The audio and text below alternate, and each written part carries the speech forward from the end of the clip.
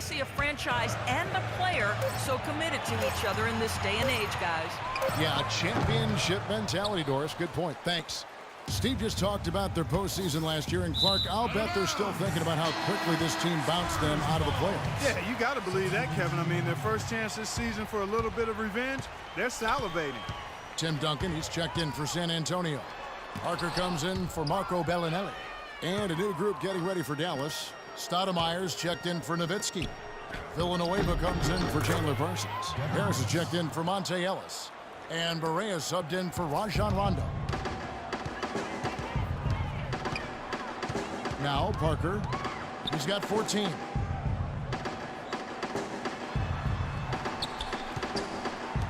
Duncan kicks to Green.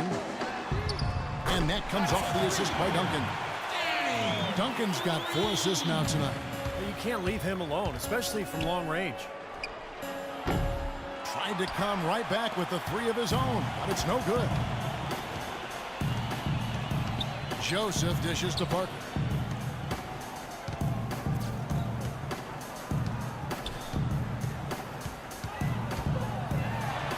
Connects in the foul line jumper. Parker's got 16. And for those of you just joining us, we're almost 2.5 minutes into the second quarter. Well, going into last season, Tiago Splitter accepting a 4-year, $36 million extension, Steve, from the Spurs. A lot of people questioned the value of that contract, but Splitter more than earned it with his play throughout the regular season and in the playoffs. He's versatile, he can pass, he can defend, and even though his numbers were down a little bit last year, he made a tremendous impact just in terms of their interior play. And the Spurs making a change here. Ginobili's checked in. Parker's shot is off. And the defense did a pretty good job of closing off the middle once he got inside the lane. A nice shot by Barea. 7 points in the game. Broke out the finger roll, guys. That was kind of a stylish finish. Parker kicks to Duncan.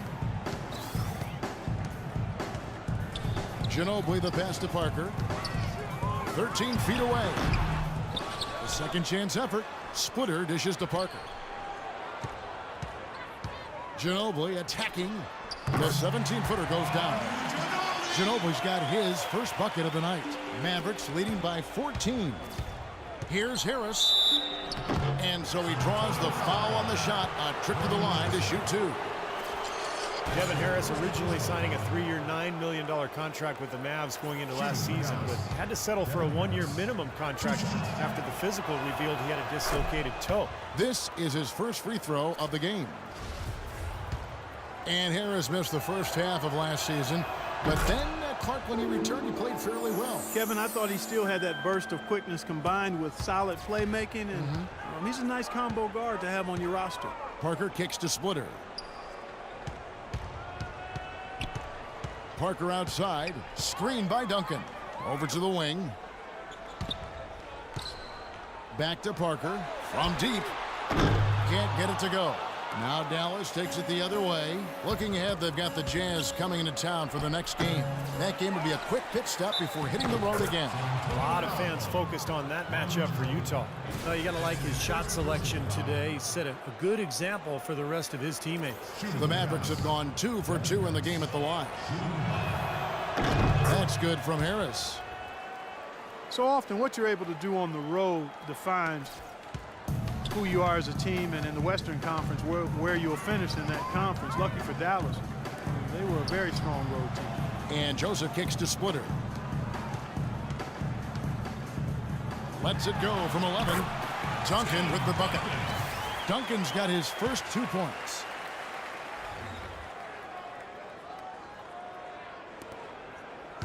Mavericks leading by 17. Dallas with 23 road wins, as you said, and that seemed to be the difference for them getting back to the playoff picture and driving the Spurs all the way to 7 games in round 1. For San Antonio, they've gone 4 of 10 in the second quarter from the field. Parker passes to Ginobili. Ginobili right side. Nice ball movement by San Antonio. Parker. Amari Stoudemire with the rebound. Well, Clark, you look at why the Mavs were so good on the road. They just weren't affected by the change in venues. Yeah, they were top 3 in shooting as a road team, right behind the Heat and the Spurs, unfazed by being away from home. Parker drives in. Another miss by Parker. Boy, he has been struggling mightily in this quarter, guys. True. He really seems to have tightened up a bit for whatever reason. He looks tight. And there's the rejection. It's 2-on-1. Here's Barea. Another shot, and it's Jefferson laying it in. Well, it's the edge they've had in that area on the glass that's played a big role in this game. Yeah, they've got some strong guys, Steve. Guys that are strong and well put together, and they've used that strength to their advantage down low. Dallas making a switch here. Aminu's checked in. Ginobili dishes to Parker. It's Ginobili with the drive. A well-timed shot fake got the defender off the ground right there. Dallas with the ball. They're on a 16-6 run. And it's off from three-point range. San Antonio's gone 3 of 6 tonight when they've let it fly from downtown. And he uses the glass on the layup. Ginobili's got 6 points in the quarter. Now he's finally starting to get it going here offensively. Mavericks leading by 20. For the three. Another miss by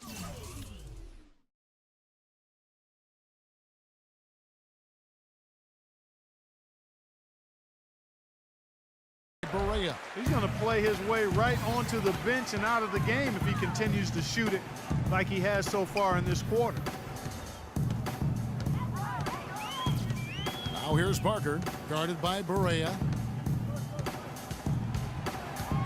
Shot clock at 5.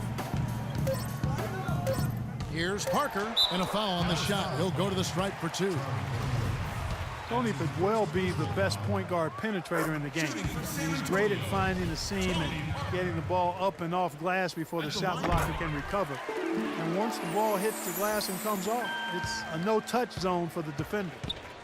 And Parker with the quickness to win that race to the rim, and then his great touch, able to use English or just the spin on the ball to drop it in. Even when the defense gets there early, it seems like Parker's able to use that teardrop. Yeah, he got whacked. Shouldn't be much debate on that one. Yeah, that was as straightforward as it gets, guys.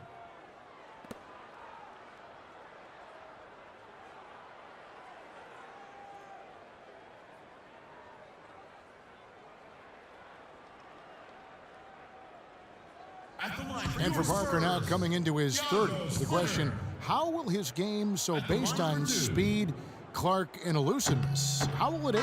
Well, I think that's a fair question. His game is not as much athleticism as it is those attributes of speed and quickness and elusiveness. I think the elusiveness can hang around for a while. The speed will go. But the fact he's improved as a jump shooter, I think will continue to allow him to be pretty good at getting to the rim. Kawhi Leonard's checked in for San Antonio.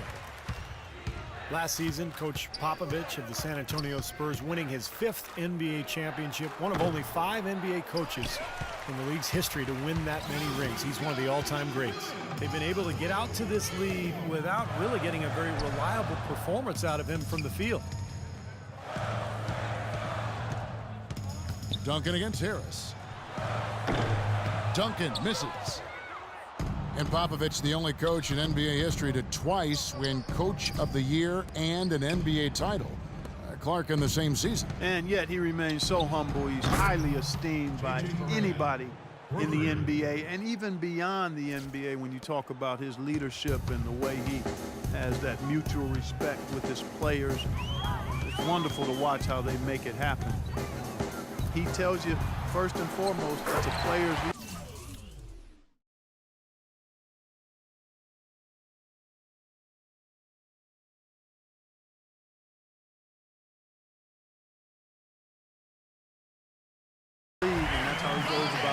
gives all the credit to the great ones he's had the privilege of coaching, and that's admirable. Here's Barea. That's good. Barea's got 7 points here in this quarter. Even with the D lurking, he made it look easy with the soft finger roll. Parker outside. He feeds it to Duncan. nails the baby hook. Duncan's got his third bucket of the night. Well, it looks like he's finally found his footing in this game. His first quarter was a real struggle, but he's gotten it going now.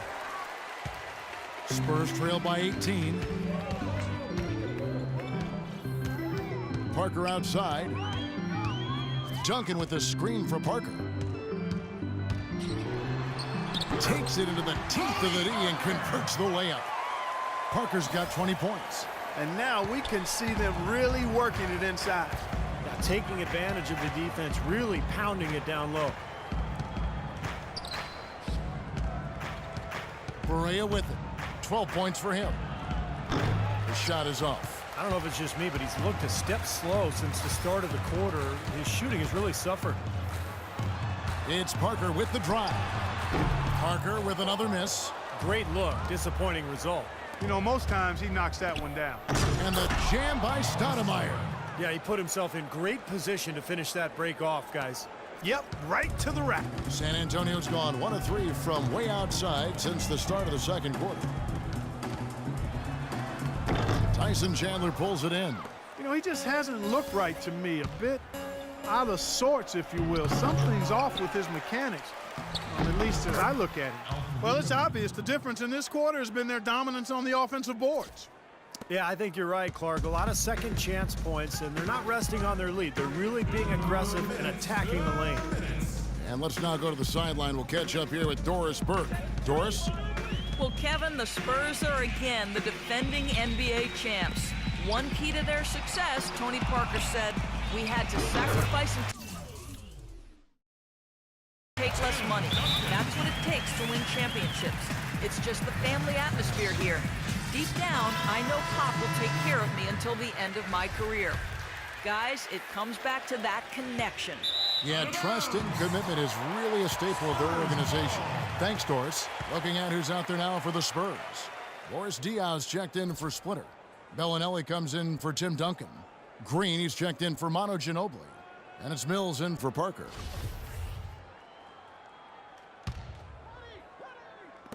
A minute 42 left to play here in the second quarter. Green kicks to Bellinelli. Outside, Green. Spurs passing it around. Misses the three. Mavericks leading by 18. Parsons passes to Rondo. Nowitzki, that's for 2. Again, the miss by the Mavericks. That's not a sight you see very often. I mean, he has a great feel for that jump shot, especially when he's open. And Green gets it to go. Nicely done. They just continue to dominate inside. That's 10 points in a row in the lane. It's now purely, here it comes. See if you can stop it. Rondo gets the bucket. Risky shot there. Size-wise, I mean, he easily comes out on the short end of the stick, so to speak. With the nice high release, he had no problem getting it off and knocking it down. Here's Mills. He's covered by Rondo. Lets it go with the 3. And it's Patty Mills with the 3. Mills has got 5. No matter who it is, that kind of defense is not going to cut it. No problems knocking that one down. How about the response? Retaliation. Impressive, huh, guys? I'll say exactly that as well. Nice job to recover those 3 points right away. Here's Bellinelli, covered by Parsons. Bellinelli gets the bucket. I think they need to get much more disruptive defensively. They can't just keep allowing these easy baskets. I agree. They need more energy in the post, maybe some double teaming. They've got to get their defense in gear. The drive by Green. And a foul on the shot. He'll go to the stripe for 2. Dirk Nowitzki picks up that. Well, at least the defender got his money's worth on that one. Yep, that was an easy whistle for the official. The Spurs shooting their 6th and 7th free throw attempts tonight. Well, this is a good free throw shooting team a year ago. They hit about 79% of their free throws as a unit. You know, success at the line just became contagious for them. A few guys got on a roll, and it carried over to the rest of the team. They've been getting more and more physical as this game has gone along. Clearly, and they've gotten a lot of trips to the line because of it here in the second quarter. Here's Rondo. And the bucket counts, and he's on his way to the free throw line. Try to make it a 3-point play. How about that play? Great body control. Still manages to finish the play despite the contact. You know, when that whistle blows, you're not done. Get greedy and find